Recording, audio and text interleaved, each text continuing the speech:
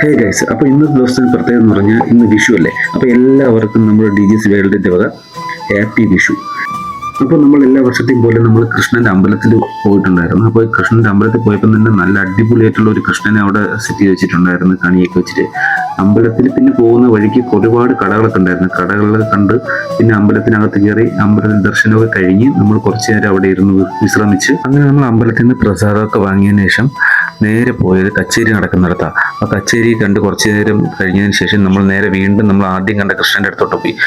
കൃഷ്ണനെ കാണാൻ എന്ത് രസമാണെന്നറിയാമോ.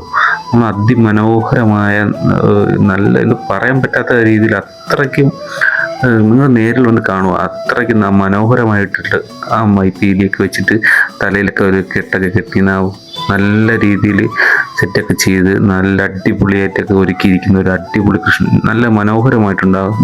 മുഖത്തുള്ള തേജസ്സും കാര്യങ്ങളൊക്കെ കാണുമ്പോൾ തന്നെ അറിയാം ആർട്ടിസ്റ്റിന്റെ കഴിവ് എത്രത്തോളം ഉണ്ടെന്ന്. അതിനിടയ്ക്ക് മോനെന്തോ മേടിക്കണം എന്ന് പറഞ്ഞിട്ട് അങ്ങനെ വൈഫിനെ വിളിച്ചുകൊണ്ട് പോയി. അങ്ങനെ എന്തൊക്കെ മേടിച്ചു. അങ്ങനെ അത് കഴിഞ്ഞ് വീണ്ടും 1-2 ഫോട്ടോസും കാര്യങ്ങളൊക്കെ എടുക്കാനുണ്ടായിരുന്നു. അപ്പോൾ അതൊക്കെ എടുത്തു കഴിഞ്ഞ് നമ്മൾ നേരെ നമ്മുടെ അമ്പലത്തിൽ തൊഴേണ്ട ആവശ്യം ഉണ്ടായിരുന്നു. അപ്പോൾ അങ്ങനെ നമ്മുടെ അമ്പലത്തിലും കൂടെ പോയി അമ്മയൊക്കെ ആയിട്ട് പോയി ഹാപ്പി ആയിട്ട് തൊഴുത് ദർശനമൊക്കെ കണ്ട് പ്രസാദമൊക്കെ മേടിച്ച് തിരിച്ചു തുടങ്ങി. അപ്പോൾ എല്ലാവർക്കും നല്ലത് വരട്ടെ. ഹാപ്പി വിഷു.